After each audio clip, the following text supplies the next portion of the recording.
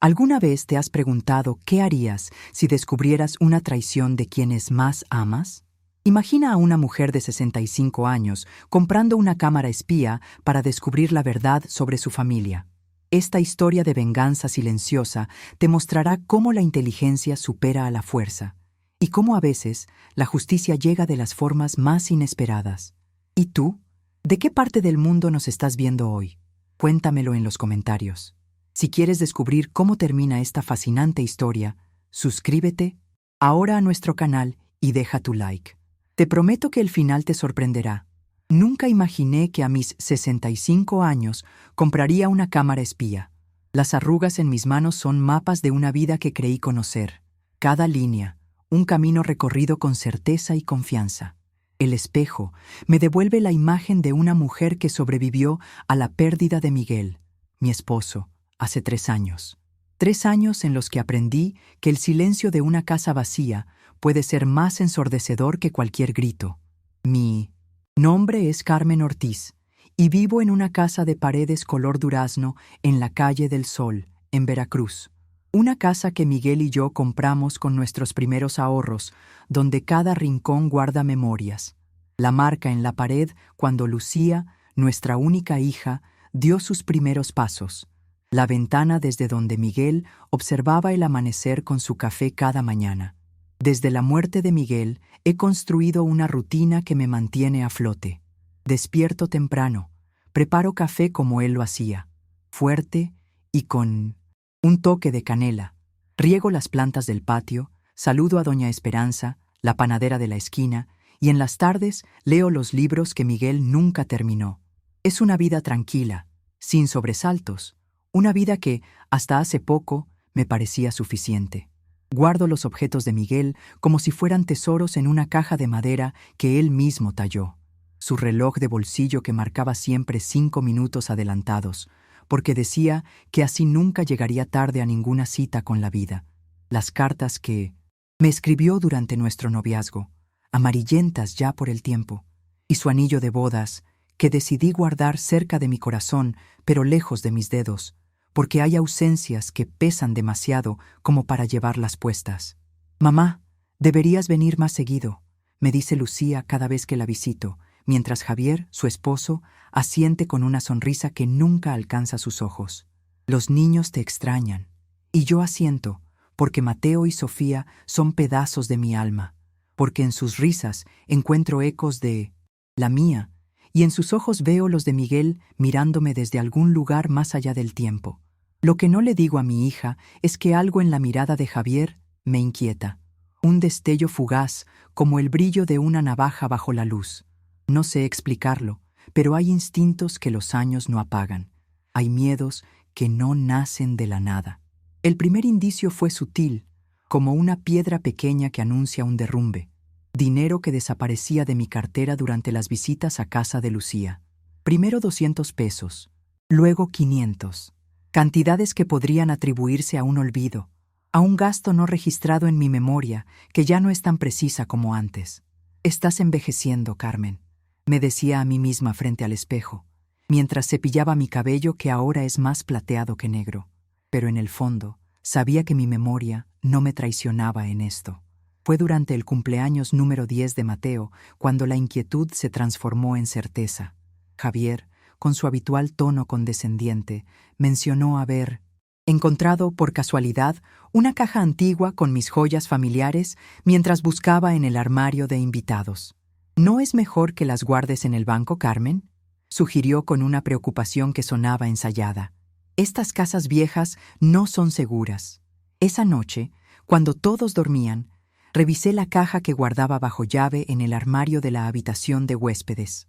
La cerradura había sido forzada con habilidad, pero los pequeños rasguños en el metal la delataban. Con manos temblorosas, inventarié su contenido. Los pendientes de mi madre, el collar de perlas de mi abuela, el broche de plata de mi primera comunión. Pero faltaba el anillo de bodas de Miguel. Sentada en el borde de la cama, con la caja sobre mis rodillas, sentí una opresión en el pecho que no tenía nada que ver con mi presión arterial. Era la certeza de la traición, la confirmación de que mis sospechas no eran producto de una mente anciana y paranoica. Al día siguiente, con una determinación que creía olvidada, entré a una tienda de electrónica. El vendedor, un joven con piercings y cabello teñido de azul, me miró con sorpresa cuando le pedí una cámara espía. ¿Está segura, señora?, preguntó, dudando de que alguien de mi edad supiera siquiera para qué servía ese dispositivo. Tan segura como que el sol saldrá mañana, respondí, sintiendo que algo dentro de mí despertaba después de un largo letargo. La cámara era tan pequeña que cabía en la palma de mi mano, negra, discreta, con un lente que apenas se distinguía. El manual decía que podía grabar hasta 12 horas seguidas y que la resolución era suficiente para identificar rostros incluso con poca luz. La siguiente visita a casa de Lucía fue una semana después. Llevé pastel de 3 leches, el favorito de los niños, y una sonrisa que ocultaba el nudo en mi estómago. Javier me recibió con un abrazo que se sentía como una jaula. «Carmen, cada día te ves más joven», mintió mientras sus ojos recorrían mi bolso como buscando algo. Esperé mi momento. Cuando todos estaban distraídos con el juego de mesa que había traído para los niños, me escabullí a la habitación de invitados. Con dedos ágiles, coloqué la cámara en la esquina superior del armario, oculta entre una planta artificial y un viejo sombrero que nadie usaba. El ángulo era perfecto. Podía ver toda la habitación, incluida la cómoda donde guardaba mis pertenencias durante las visitas. Esa noche, mientras cenábamos, observé a mi familia con nuevos ojos. Lucía, siempre atenta pero con una sombra de preocupación que enturbiaba su mirada. Mateo y Sofía, ajenos a las tensiones adultas, compitiendo por contar las mejores anécdotas escolares. Y Javier, controlando la conversación, interrumpiendo sutilmente cuando el tema se desviaba de su interés, lanzándome miradas evaluativas cuando creía que no lo notaba.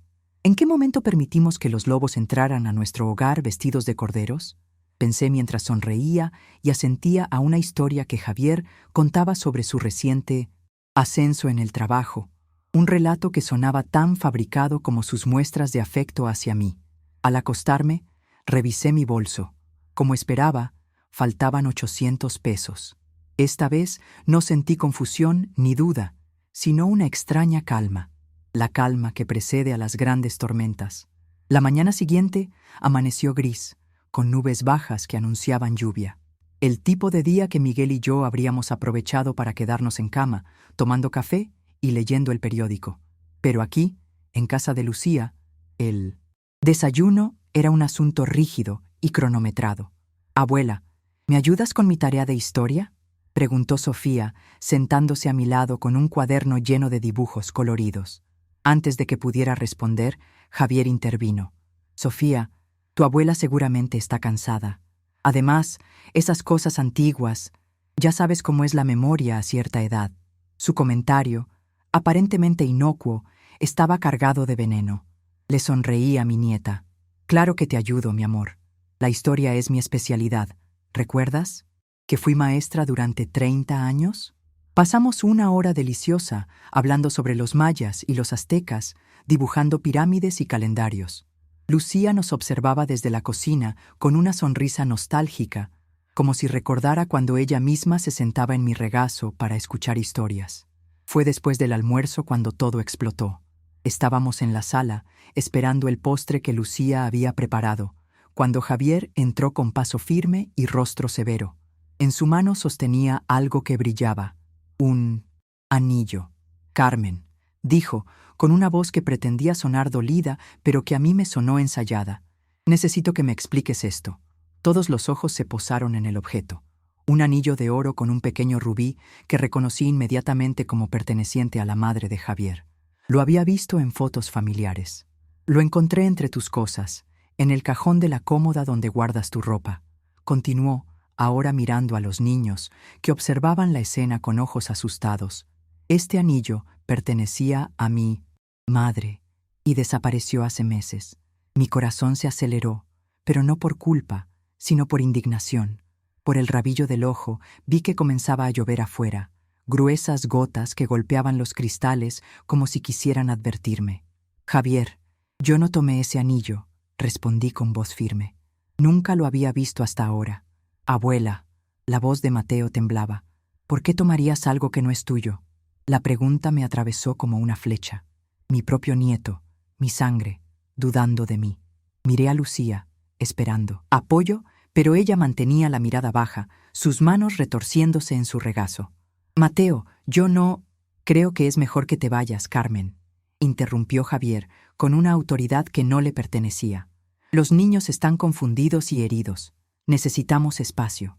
Lucía, llamé a mi hija buscando sus ojos. Tú me conoces. Sabes que yo nunca...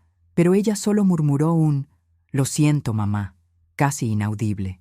La lluvia arreciaba afuera, como si el cielo llorara por mí. Recogí mis cosas en silencio, sintiendo las miradas de mis nietos como puñales en la espalda. Al salir, la lluvia me empapó en segundos, mezclándose con las lágrimas que ya no podía contener. Lo último que vi antes de que la puerta se cerrara fue a Javier pasando un brazo protector alrededor de los hombros de Lucía y los niños, como un pastor reuniendo a su rebaño después de expulsar al lobo. Pero en esta historia, yo sabía quién era realmente el lobo. La lluvia caía implacable sobre mí mientras caminaba sin rumbo por calles que se volvían cada vez más desconocidas. Mi ropa pesaba, adherida a mi cuerpo como una segunda piel, y mis zapatos hacían un sonido húmedo con cada paso. No había llevado paraguas. No había anticipado esta tormenta, ni la meteorológica ni la emocional. Después de lo que pareció una eternidad, divisé un letrero luminoso: Café La Esperanza. La ironía del nombre me arrancó una sonrisa amarga. Entré, atrayendo miradas curiosas de los pocos clientes que desafiaban el mal tiempo. Una joven mesera se acercó, su rostro una mezcla de preocupación y perplejidad. «Señora, ¿está bien? ¿Puedo ayudarla en algo?» Pedí un café caliente y el baño para secarme un poco. En el pequeño espejo del lavabo vi a una mujer que no reconocí. Ojos enrojecidos, maquillaje corrido, cabello gris aplastado contra el cráneo. Pero había algo más, un brillo determinado que no había notado antes. Regresé a la mesa donde me esperaba el café humeante. Mis manos temblaban, pero no de frío. Saqué mi teléfono, protegido en una bolsa plástica dentro de mi bolso, vieja costumbre de quien ha vivido suficientes temporadas de lluvia, y llamé al único número que me vino a la mente. «Ernesto, soy Carmen, tu vecina». Ernesto Vega vivía en la casa contigua a la mía desde hacía 5 años. Ex policía, viudo como yo, con quien compartía ocasionalmente un café en las tardes o una charla sobre los rosales que ambos cultivábamos. Nunca habíamos sido más que vecinos amistosos, pero en ese momento, su voz familiar fue como encontrar tierra firme en medio de un naufragio. «Carmen, te oyes extraña. ¿Dónde estás?» Le expliqué brevemente mi situación y la dirección del café. 20 minutos después, su viejo Volkswagen azul se detenía frente al local. Entró sacudiéndose la lluvia del impermeable, sus ojos recorriendo el lugar hasta encontrarme. A sus 68 años, Ernesto mantenía la postura erguida y la mirada alerta de sus años en la fuerza policial. «Mi Dios, Carmen, estás empapada», dijo, sentándose frente a mí. «¿Qué ha pasado?» Durante el trayecto a su casa, insistió en que no podía quedarme sola esa noche. Le conté todo: las sospechas iniciales, el dinero faltante, el anillo de Miguel, la cámara espía y finalmente la humillante acusación. «La cámara», recordé de repente. «Todavía está en la habitación, grabando. Podemos recuperarla mañana», respondió Ernesto con calma. «Ahora necesitas descansar y secarte antes de que pesques una neumonía». Su casa era sencilla pero acogedora, con mintes, fotografías de sus 2 hijos ya adultos y que vivían en el extranjero. Me prestó ropa seca de su difunta esposa, Teresa, que había fallecido 7 años atrás. «Nunca pude deshacerme de sus cosas», confesó con una sonrisa triste. «Supongo que algunos fantasmas son buena compañía». Esa noche, en la habitación de invitados de Ernesto, rodeada del aroma a libros viejos y madera, lloré hasta quedarme sin lágrimas. No solo por la traición de Javier, sino por la debilidad de Lucía, por la confusión en mi nombre, los ojos de mis nietos, por todo lo que creía seguro y había resultado ser tan frágil. Pero en algún momento, entre sollozos, una certeza se instaló en mi pecho. Yo no era la víctima indefensa que Javier creía. Yo era Carmen Ortiz, que había sobrevivido a la pobreza de mi infancia, a la muerte temprana de mis padres, a un sistema educativo que desalentaba a las mujeres, a la pérdida del amor de mi vida, y sobreviviría a esto también. Con ese pensamiento me quedé dormida, arrullada por el sonido persistente de la lluvia que ahora me parecía más un canto de guerra que un lamento. La mañana trajo consigo un cielo lavado y un silencio expectante.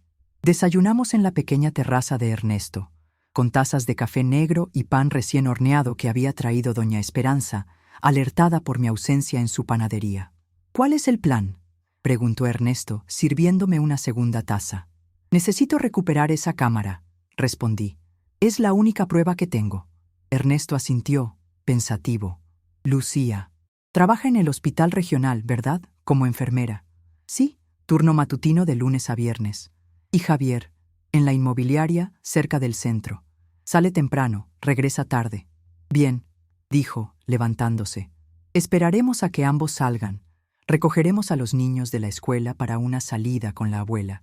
Y mientras tanto, recuperaremos la cámara». Fruncí el ceño. «¿No es eso ilegal?», pregunté consciente de la ironía. Yo, que había colocado una cámara espía, preocupada por la legalidad. Ernesto sonrió, una sonrisa que me recordó que detrás de su amabilidad había un hombre que había visto las peores facetas del comportamiento humano.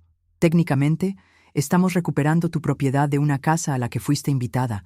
Además», añadió guiñándome un ojo, «no puedes allanar tu propia familia». Para las 10 de la mañana estábamos en su auto, aparcados a distancia prudente de la casa de Lucía. Vimos salir a Javier en su costoso sedán negro, y media hora después a Lucía, apurada y con ojeras visibles incluso desde lejos. La casa quedó en silencio.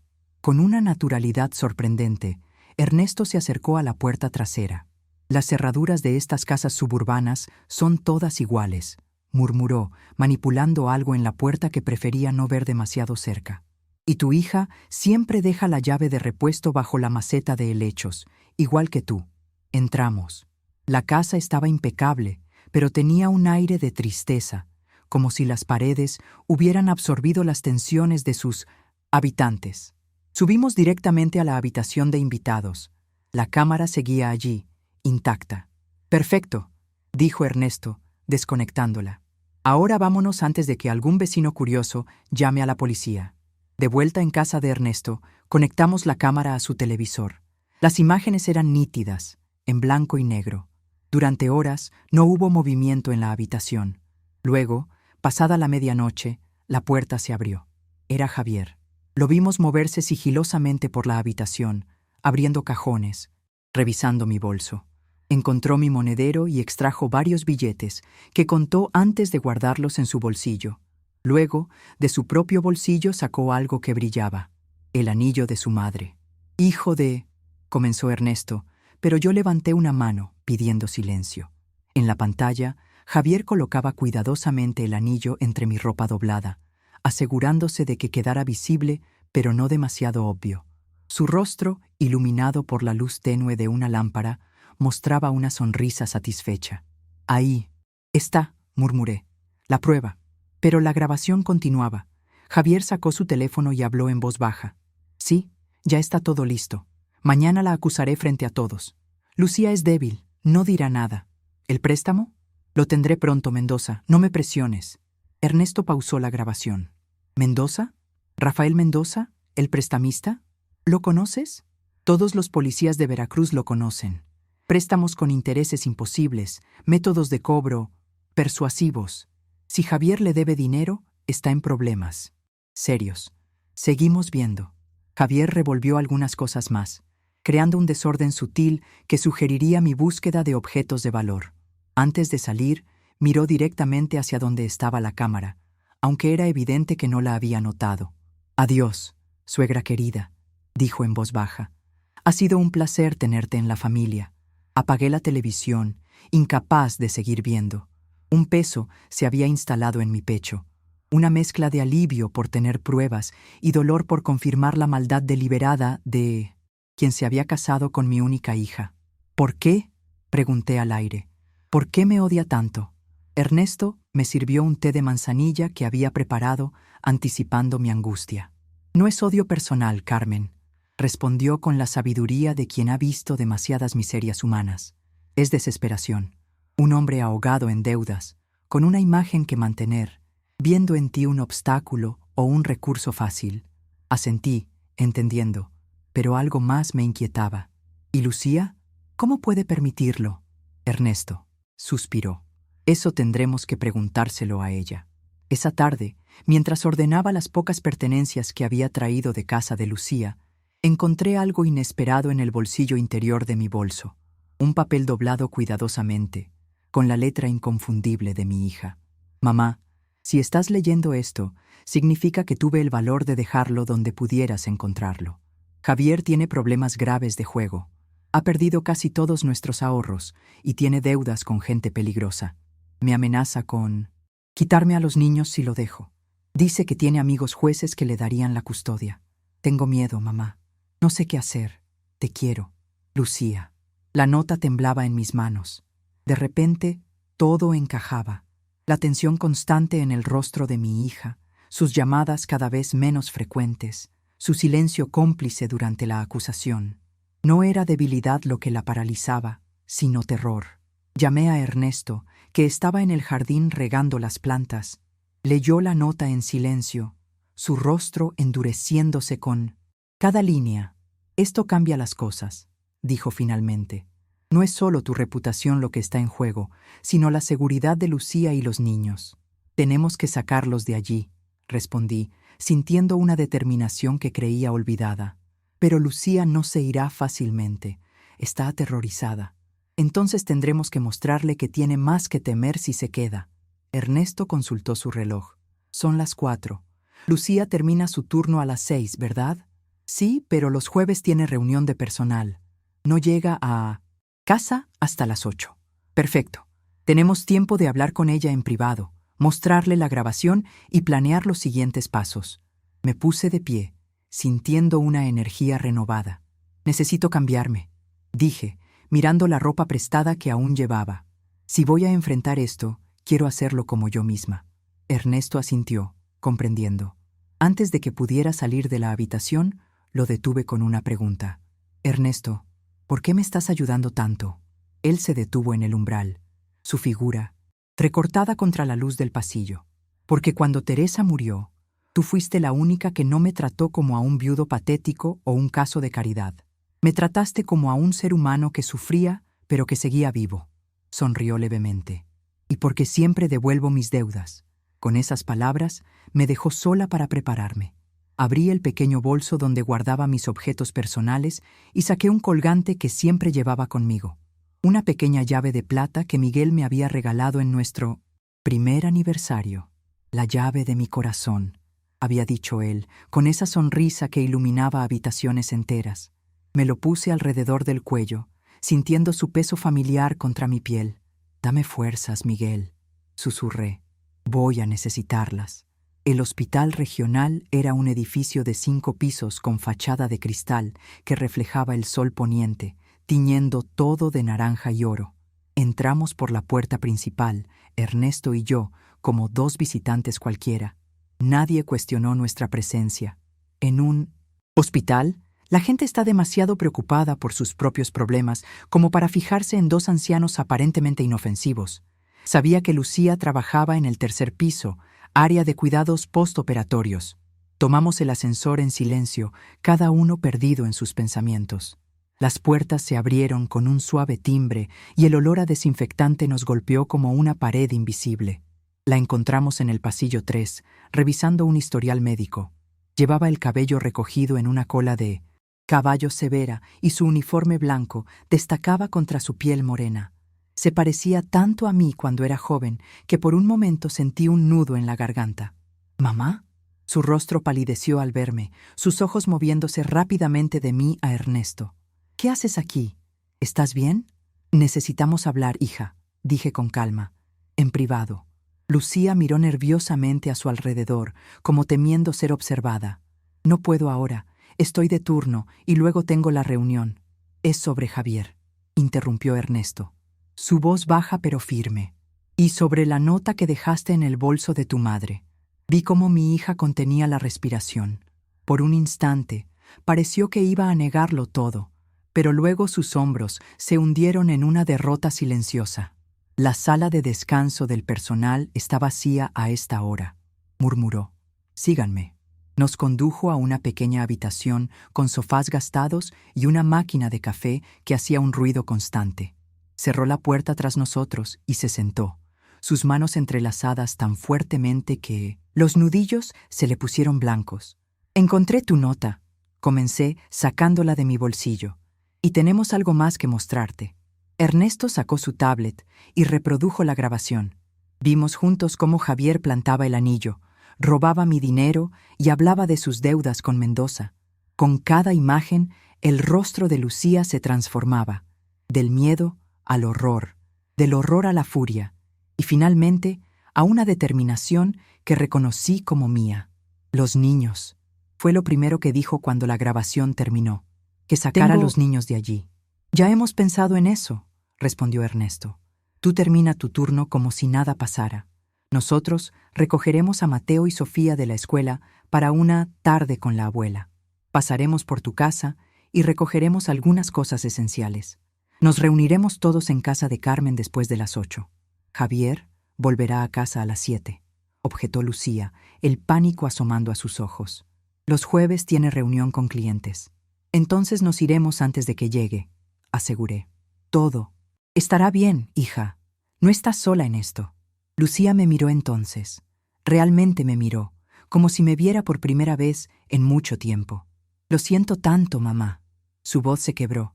Por dudar de ti, por permitir que él... La abracé, sintiendo su cuerpo temblar contra el mío. Era como abrazar a la niña que había sido, la que venía corriendo cuando se raspaba las rodillas, buscando consuelo en mis brazos. Ya habrá tiempo para disculpas, dije, acariciando su cabello. Ahora, tenemos un plan que ejecutar. Antes de irnos, Lucía me detuvo con una pregunta. ¿Cómo supiste? ¿Cómo descubriste lo que estaba pasando? Sonreí, tocando instintivamente el colgante con la llave. Porque soy tu madre, Lucía. Y las madres sabemos cosas que nadie más sabe. Mateo y Sofía salieron de la escuela a las 3 en punto, como siempre. Estaban sorprendidos pero felices de vernos esperándolos en el auto de Ernesto. «¡Abuela!», exclamó Sofía corriendo hacia mí con los brazos abiertos. Pensé que estabas enojada. «¡Con nosotros!». La abracé fuertemente, inhalando su aroma a lápices y caramelo. «Nunca podría enojarme con ustedes, mi cielo». Mateo se acercó más cautelosamente. A sus 10 años, estaba en esa edad donde comenzaba a imitar las actitudes adultas que veía a su alrededor. «Papá dijo que tomaste algo que no era tuyo», dijo, sus ojos buscando los míos con una mezcla de confusión y esperanza. «Pero yo le dije que tú no harías eso». Mi corazón se hinchó de orgullo y dolor a partes iguales. «Y tenías razón, Mateo. Yo no lo hice». Ernesto intervino entonces, presentándose como un amigo de la abuela y proponiendo una tarde de helados y visita al parque. Los niños aceptaron entusiasmados, aunque Mateo seguía lanzándome miradas inquisitivas que me recordaban dolorosamente a Miguel. Mientras comíamos helado en una terraza frente al parque principal, Ernesto recibió una llamada. Se alejó para hablar y yo me quedé con mis nietos, respondiendo sus preguntas sobre mi ausencia. «Mamá ha estado llorando». «Mucho», comentó Sofía con la franqueza de sus 8 años. «Y papá grita por teléfono cuando cree que no lo escuchamos. Dice malas palabras», añadió Mateo, bajando la voz. «Y la semana pasada vinieron unos hombres a la casa y papá parecía asustado». Intercambié una mirada con Ernesto, que había regresado justo a tiempo para escuchar esto último. «Niños», dije, tomando sus manos, «hay algo importante que deben saber. A veces, los adultos cometemos errores. A veces, esos errores lastiman a las personas que amamos. Lo importante es reconocerlos y tratar de arreglarlos. ¿Como cuando rompí el jarrón de mamá y dije que fue el gato?», preguntó Sofía. «Algo así», sonreí, «pero más complicado. Hoy vamos a ir a su casa a recoger algunas cosas y luego iremos todos a mi casa por un tiempo, como unas vacaciones sorpresa». «¿Con mamá también?». Mateo parecía esperanzado. «Sí, Con mamá también. ¿Y papá? La voz de Sofía era pequeña. Intercambié otra mirada con Ernesto. ¿Cómo explicarle a una niña de 8 años que su padre había traicionado a toda la familia? Papá tiene algunos asuntos que resolver primero, respondí finalmente. Hablaremos más de esto después, ¿de acuerdo? Asintieron, no del todo convencidos, pero dispuestos a confiar en mí. Esa confianza era un regalo que no tomaba a la ligera. Ahora, dijo Ernesto consultando su reloj, creo que es hora de ir a casa y empacar esas cosas. ¿Quién me ayuda a elegir qué juguetes llevar?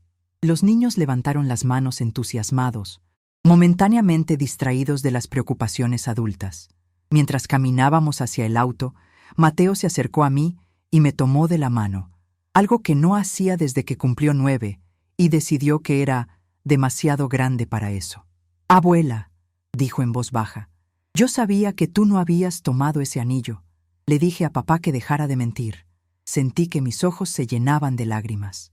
Eres un niño muy valiente, Mateo, respondí, apretando su mano. Y muy inteligente, como tu abuelo Miguel. Sonrió, satisfecho con la comparación. En ese momento, supe que no importaba lo que pasara después. Mis nietos estarían bien.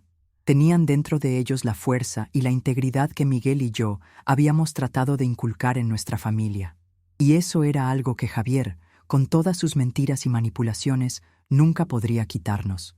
La casa de Lucía y Javier, una construcción moderna de 2 pisos en un suburbio acomodado, parecía diferente ahora que conocíamos sus secretos. Las ventanas amplias que alguna vez me parecieron luminosas ahora semejaban ojos vigilantes.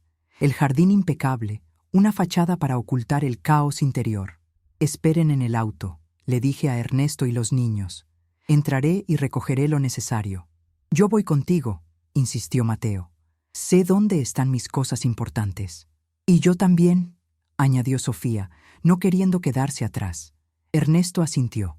Yo vigilaré desde aquí. Si veo llegar a Javier, tocaré la bocina 3 veces. Entramos los 3 usando la llave que Lucía siempre guardaba, bajo una maceta. La casa estaba en silencio, pero no era un silencio tranquilo. Era el silencio tenso de un lugar donde se han dicho demasiadas mentiras. Vayan a sus habitaciones y empaquen una mochila con ropa y lo que más quieran llevar, instruí a los niños. Solo lo esencial, ¿de acuerdo? Tenemos poco tiempo. Asintieron y subieron corriendo las escaleras. Yo me dirigí primero a la habitación principal. Necesitaba recuperar documentos importantes. Certificados de nacimiento, pólizas de seguro, cualquier cosa que Lucía pudiera necesitar. Abrí cajones y armarios, tratando de no desordenar demasiado, pero actuando con rapidez. En el fondo de un cajón, bajo pilas de ropa perfectamente doblada, encontré una caja de zapatos. Dentro había extractos bancarios, facturas impagas, notas manuscritas con cantidades y fechas. Javier debía dinero, mucho dinero, a personas cuyos nombres sonaban como advertencias. Mendoza, El Tuerto, La Madrina.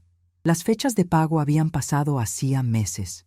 También encontré fotografías. Javier en casinos, rodeado de mujeres que no eran Lucía, bebiendo champán como si el mañana no existiera. En otra caja había joyas que reconocí como herencia de la familia de Lucía, probablemente empeñadas y recuperadas varias veces. Tomé todo lo que me pareció importante y lo metí en una bolsa grande. Luego pasé a la habitación de Lucía, donde sabía que guardaba un álbum de fotos familiares que valoraba especialmente. Estaba terminando cuando escuché un ruido en la planta baja. No eran los pasos ligeros de los niños, sino el sonido inconfundible de la puerta principal abriéndose. Contuve la respiración. No habíamos escuchado la señal de Ernesto. ¿Qué demonios hacen ustedes aquí? La voz de Javier, cargada de furia, resonó en la casa. Sentí que mi sangre se helaba. No me hablaba a mí. Estaba abajo, probablemente confrontando a los niños. Bajé las escaleras tan rápidamente como mis rodillas me lo permitieron. Javier estaba en la sala, su maletín tirado, descuidadamente en el suelo, mirando a Mateo y Sofía con una mezcla de sorpresa y rabia. «Vinimos a buscar nuestras cosas», respondió Mateo, su voz pequeña pero decidida. «Nos vamos con la abuela». «¿Qué?» Javier se giró y me vio al pie de la escalera. «Tú», debí imaginarlo. «Los niños vienen conmigo, Javier», dije con una calma que no sentía. y Lucía también. Se acabó el juego. Dio un paso hacia mí, su rostro contorsionado por la ira. ¿Quién te crees que eres? Esta es mi casa, mi familia. Tú no. Eres nadie. Sabemos lo de tus deudas, continué sin dejarme intimidar. Sabemos lo de Mendoza y los otros. Sabemos que plantaste ese anillo en mis cosas para acusarme. Javier palideció.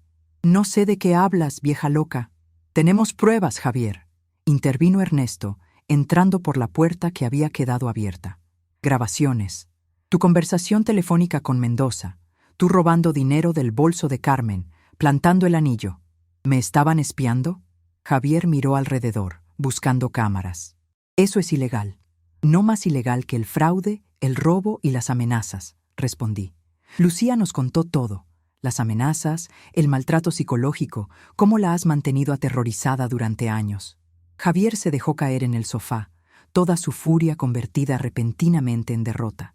Era como ver a un globo desinflarse. No lo entienden, murmuró. Estoy arruinado. Si no consigo el dinero para Mendoza, ese no es nuestro problema, dijo Ernesto firmemente. Nos vamos, y tú no vas a interferir, a menos que prefieras que estas grabaciones lleguen a la policía, o peor aún, al propio Mendoza. Me pregunto qué pensará él al saber que estabas dispuesto a entregar a su esposa e hijos por una deuda. Javier levantó la mirada, sorprendido. ¿Cómo sabes? 30 años en la policía, muchacho. Conozco a todos los jugadores. Hubo un silencio tenso. Luego, Javier miró a sus hijos, que se habían refugiado detrás de mí. ¿Puedo al menos despedirme? Miré a los niños. Asintieron levemente. Tienen un minuto, concedí. Se arrodilló frente a ellos, su arrogancia completamente desvanecida. Papá ha cometido errores, dijo, su voz quebrada. Muchos errores. Pero los amo, ¿entienden? Siempre los amaré. ¿Por qué mentiste sobre la abuela? Preguntó Mateo, directo como siempre. Javier bajó la mirada. Porque tenía miedo. A veces, cuando tenemos miedo, hacemos cosas terribles. Sofía, con la sabiduría inocente de los niños, preguntó, ¿te veremos de nuevo? Javier miró hacia mí, luego a Ernesto, respuesta que no teníamos. Eso dependerá de muchas cosas, princesa, respondió finalmente. Pero espero que sí. El minuto pasó rápidamente. Tomamos las bolsas y nos dirigimos a la puerta. Antes de salir, me giré hacia Javier, que seguía sentado en el sofá, la imagen de un hombre destruido por sus propias acciones. Lucía presentará la demanda de divorcio la próxima semana, dije. Te sugiero que no la dificultes. No respondió, pero vi en sus ojos que entendía la magnitud de lo que había perdido. No solo dinero o posesiones, sino algo mucho más valioso. Una familia que lo amaba a pesar de todo. En el auto, los niños estaban inusualmente silenciosos.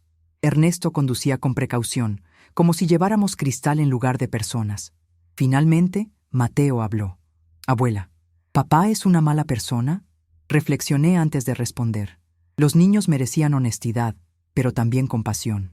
No, Mateo, tu padre no es malo. Ha hecho cosas malas, ha tomado decisiones equivocadas, pero eso no lo convierte en una mala persona. Todos cometemos errores. ¿Incluso tú? Preguntó Sofía. Sonreí tristemente. Incluso yo, mi amor. Muchos, a lo largo de mi vida. ¿Cómo cuáles? Insistió.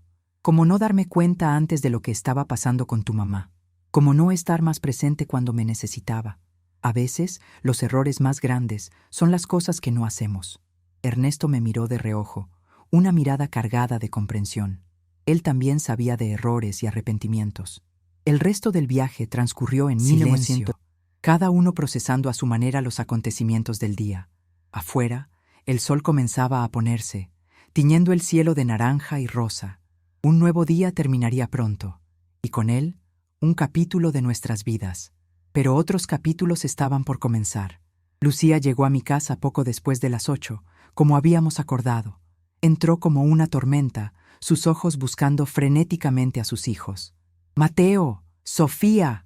Los niños corrieron a sus brazos, y los tres formaron un nudo de abrazos y lágrimas en medio de mi sala. Ernesto y yo nos retiramos discretamente a la cocina, dándoles espacio para ese reencuentro cargado de emociones. ¿Café? Ofrecí, buscando algo que hacer con mis manos inquietas. Algo más fuerte, si tienes. respondió Ernesto, sentándose pesadamente en una de las sillas de madera que Miguel había restaurado hace años. Saqué una botella de mezcal que guardaba para ocasiones especiales. Serví 2 copitas y le pasé una. Por los nuevos comienzos, brindé. Y por las viejas guerreras, añadió él, chocando suavemente su copa con la mía. El licor quemó agradablemente mi garganta. Afuera, la noche había caído completamente, y las cigarras comenzaban su concierto nocturno. Lucía entró en la cocina, sus ojos rojos, pero con una nueva determinación en su mirada. «Los niños están instalándose en su habitación», dijo, sentándose con nosotros.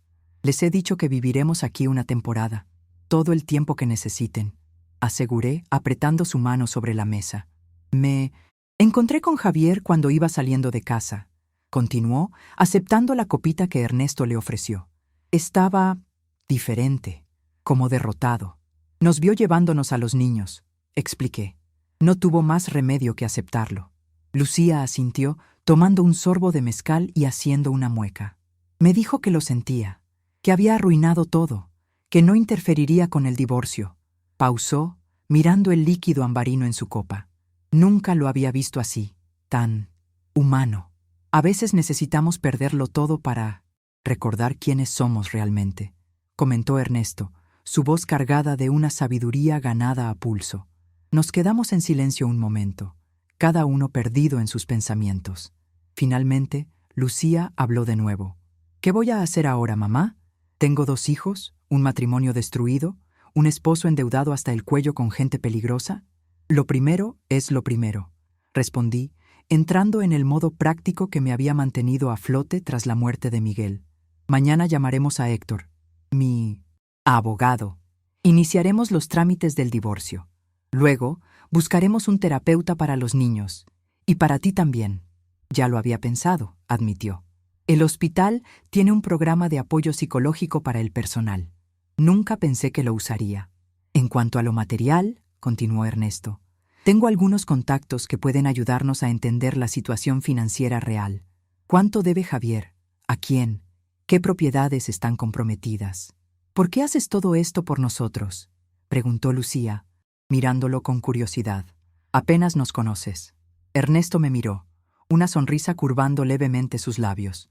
«Digamos que tu madre me recordó que aún hay batallas que vale la pena pelear». Lucía nos observó a ambos con una expresión que no supe interpretar. «¿Ustedes 2?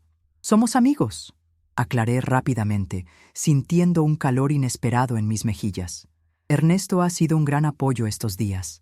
Un apoyo con placa y contactos en la comisaría», añadió él, guiñando un ojo. «Muy útil cuando se trata de prestamistas con métodos cuestionables». Terminamos la botella de mezcal hablando de planes, posibilidades, pasos a seguir. Con cada palabra, con cada idea compartida, sentía que un nuevo orden se establecía en nuestras vidas, como piezas de un rompecabezas encontrando finalmente su lugar. Cuando Lucía se retiró a acostarse con los niños, Ernesto y yo quedamos solos en la cocina. El silencio entre nosotros era cómodo, como el de viejos amigos que no necesitan llenar cada espacio con palabras. «Debería irme», dijo finalmente levantándose. «Ha sido un día largo». Lo acompañé hasta la puerta. La noche estaba clara, las estrellas brillaban intensamente en el cielo veracruzano. «Gracias», dije simplemente. «Por todo». «No me agradezcas todavía», respondió, su voz repentinamente seria. «Esto no ha terminado, Carmen. Mendoza no es el tipo de hombre que olvida una deuda». «Lo sé», aseguré, «pero ya no estamos solas, y eso hace toda la diferencia». Antes de irse, Ernesto hizo algo inesperado. Tomó mi mano y la besó levemente, un gesto anticuado y dulce que me transportó a otra época. «Buenas noches, Carmen Ortiz. Descansa. Mañana será otro día». Lo vi alejarse hacia su casa, su figura recortada contra la luz de la calle. Por primera vez en mucho tiempo, sentí una emoción que creía olvidada: esperanza. La semana siguiente transcurrió en un torbellino de actividades. Héctor, mi abogado y amigo de décadas, inició los trámites del divorcio. Lucía comenzó terapia y arregló un horario laboral que le permitiera pasar más tiempo con los niños.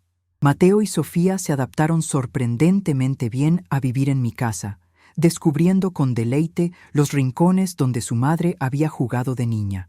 Ernesto se convirtió en una presencia constante, ayudando con trámites, investigando la situación financiera de Javier, acompañándonos a reuniones con abogados y asesores.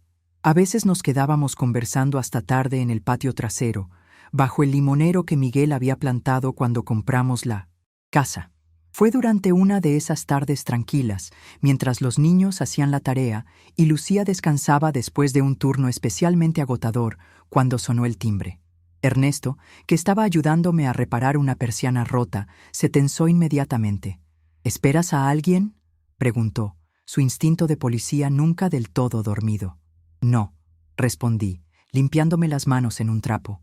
Probablemente sea doña Esperanza con el pan. Pero no era la panadera quien esperaba al otro lado de la puerta.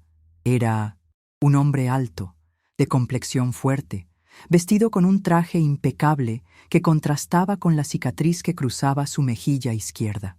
¿Señora Carmen Ortiz?, preguntó con una voz sorprendentemente suave para alguien de su apariencia. Sí, soy yo, respondí, sintiendo la presencia de Ernesto justo detrás de mí. Rafael Mendoza, se presentó el hombre, extendiendo una mano que dudé en tomar. Creo que ya ha oído hablar de mí. Sentí que la sangre abandonaba mi rostro. Este era el prestamista, el hombre al que Javier debía tanto dinero que había estado dispuesto a destruir a su propia familia.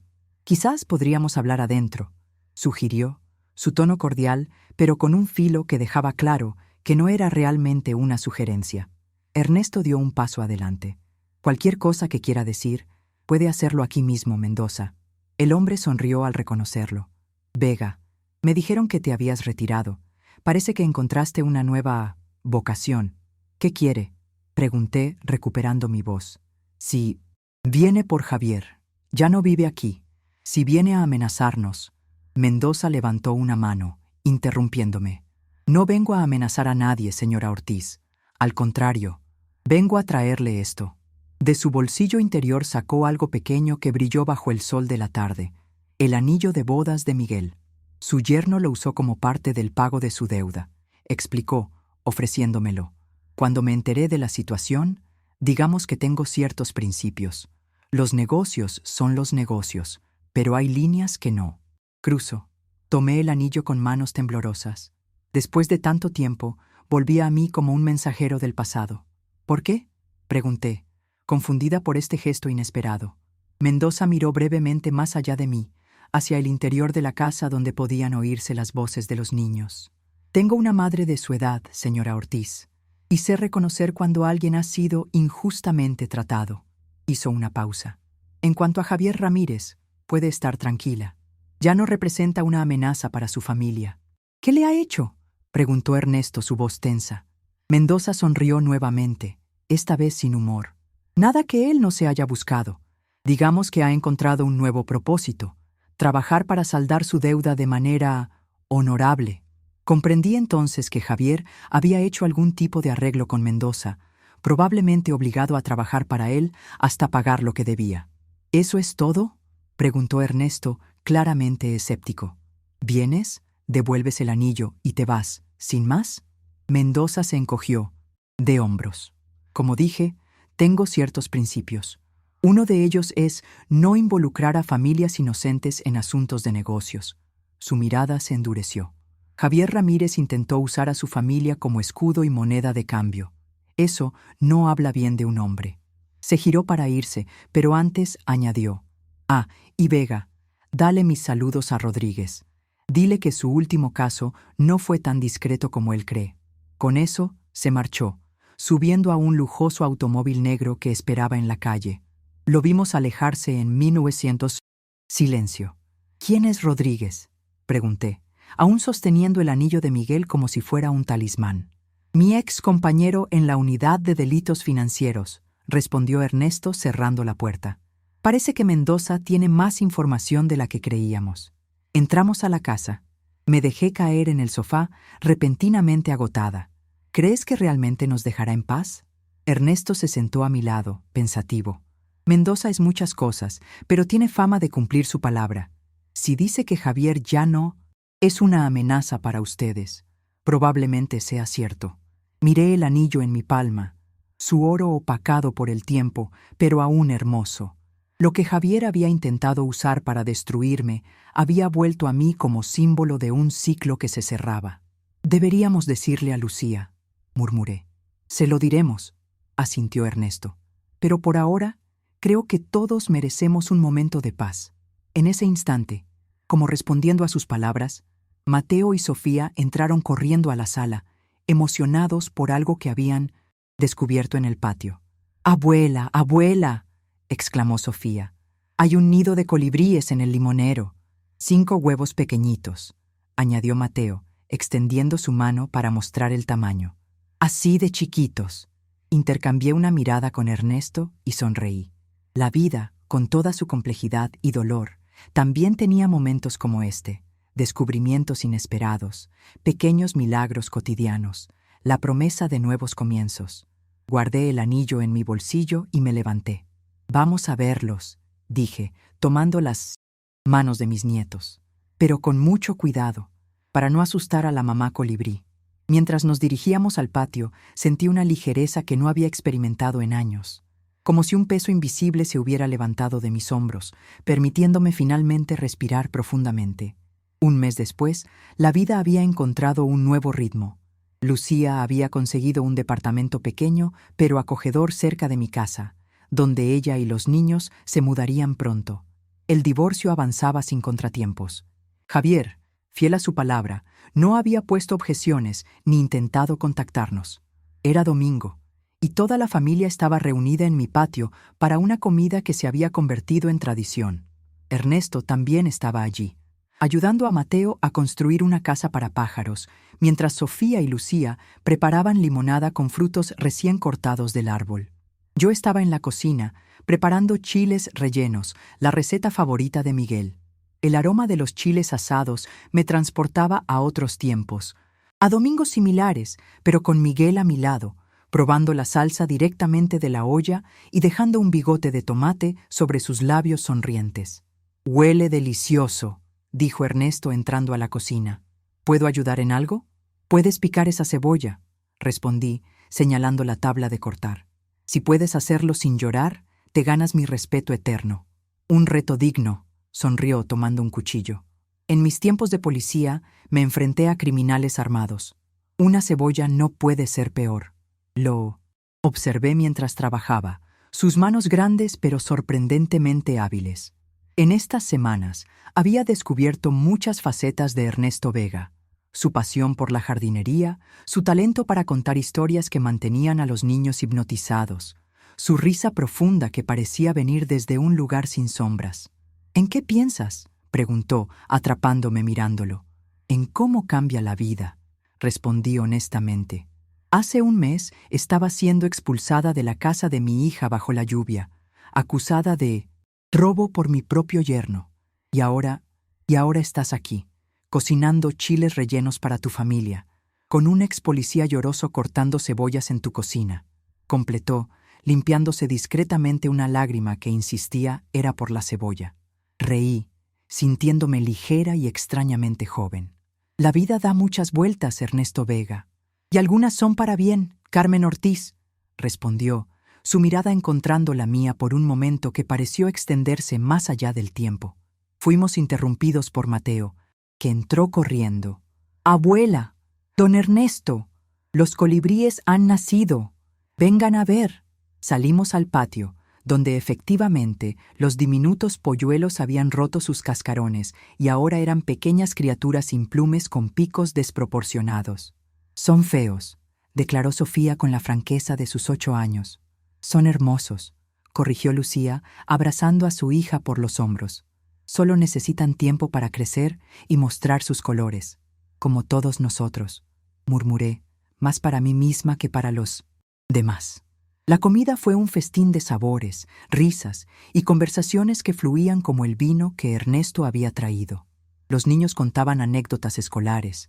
Lucía compartía historias del hospital. Ernesto recordaba casos divertidos de sus días como policía. Sentada a la cabecera de la mesa, observé a mi familia con una claridad nueva. Veía la fortaleza de Lucía, emergiendo de años de manipulación y miedo, la curiosidad insaciable de Mateo, tan parecida a la de su abuelo, la alegría resiliente de Sofía, que encontraba maravillas incluso en colibríes recién nacidos y aparentemente feos, y Ernesto, observándome discretamente desde el otro extremo de la mesa, como si yo fuera un misterio que estaba decidido a resolver con todo el tiempo del mundo. Después del postre, un flan casero que había sido especialidad de mi madre, los niños corrieron a jugar y Lucía se retiró a descansar un rato. Ernesto y yo quedamos solos, recogiendo platos y guardando sobras en un baile doméstico que se había vuelto sorprendentemente natural. «Tu hija parece otra persona», comentó, pasándome un plato para secar. «Más como tú». «¿Como yo?», pregunté sorprendida. «Fuerte, decidida, con esa chispa en los ojos que dice, no me subestimes». Sonreí, aceptando el cumplido. «Ha recuperado algo que perdió hace mucho tiempo», dije, su voz propia. Terminamos de limpiar en un silencio cómodo. Luego, como habíamos tomado por costumbre, nos sentamos en el porche trasero con tazas de café. El atardecer teñía el cielo, de naranjas y rosas, y las primeras estrellas comenzaban a asomarse tímidamente. «Carmen», dijo Ernesto después de un tiempo, «hay algo que he querido preguntarte». Murmuré, disfrutando del momento, de la brisa fresca y el canto de los grillos que comenzaba a llenar la noche. «¿Qué vas a hacer ahora? Con tu vida, quiero decir». La pregunta me tomó por sorpresa. Había estado tan ocupada ayudando a Lucía, cuidando a los niños, reorganizando la casa, que apenas había pensado en mí misma. «No, lo sé», confesé. «Durante años, mi vida giró en torno a Miguel, luego a su ausencia. Después vino todo este asunto con Javier». Hice una pausa, reflexionando. «Supongo que tendré que redescubrirme a mí misma». Ernesto asintió, comprendiendo. «Cuando Teresa murió», dijo, mirando hacia el horizonte donde el sol desaparecía lentamente, «pensé que mi vida había terminado también. Me encerré en mi casa, dejé de ver a amigos, apenas hablaba con mis hijos. Existía, pero no vivía». «¿Qué cambió?», pregunté, suavemente. «Un día estaba regando las plantas que Teresa tanto amaba y me di cuenta de algo simple pero profundo. Ellas seguían creciendo. A pesar de su ausencia, a pesar de mi dolor, seguían buscando la luz, extendiéndose hacia arriba». Sonrió con nostalgia. Fue como si Teresa me susurrara al oído. «Sigue creciendo, Ernesto, sigue buscando la luz». Su historia me conmovió. Reconocí en ella mi propio camino de duelo, mis propios momentos de iluminación. Para mí fue diferente. Compartí. Un día, meses después de perder a Miguel, estaba cocinando y me encontré cantando. Una vieja canción que bailábamos juntos.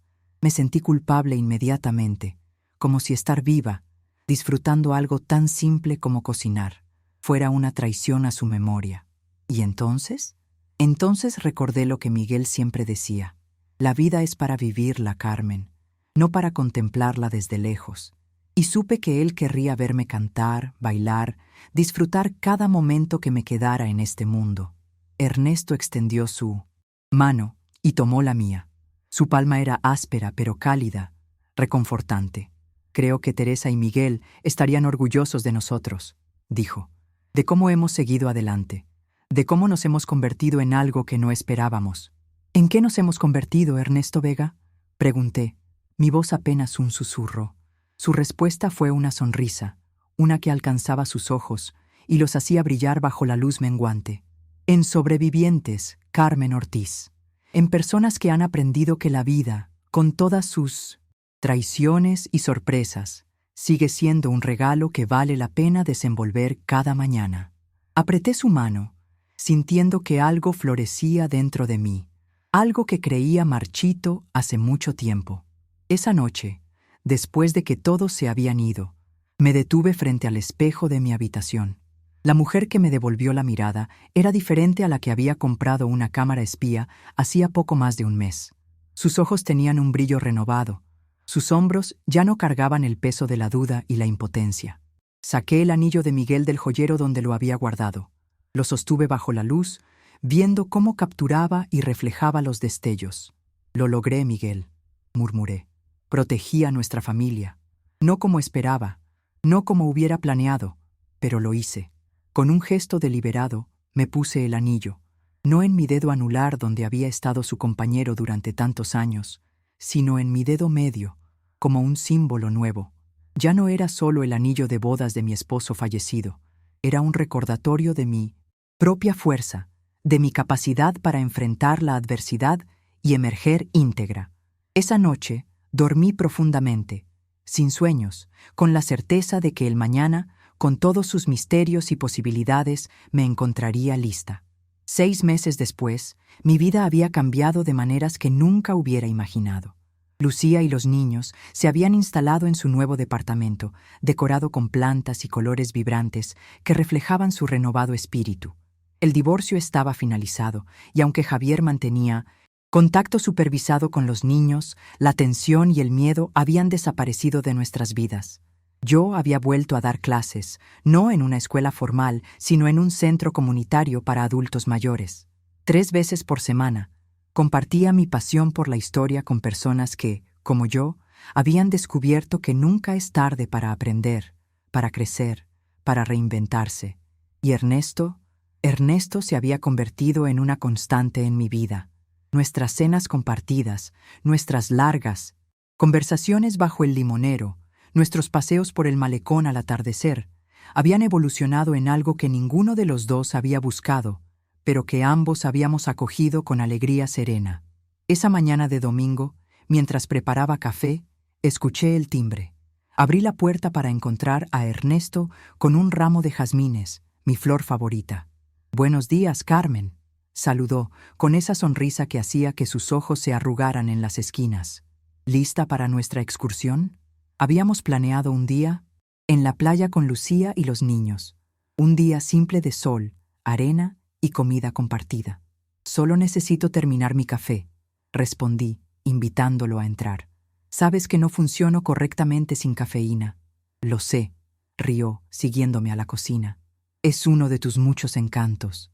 Me sonrojé levemente, aún no acostumbrada a sus cumplidos casuales. A mis 65 años, me sentía a veces como una adolescente, descubriendo sentimientos que creía olvidados o reservados para personas más jóvenes. «Te traje algo más que flores», dijo, sacando un pequeño paquete de su bolsillo. «Un regalo anticipado». «¿Anticipado?», pregunté confundida. «No es mi cumpleaños, ni ninguna fecha especial que recuerde. Ábrelo y entenderás». Con curiosidad desenvolví el paquete.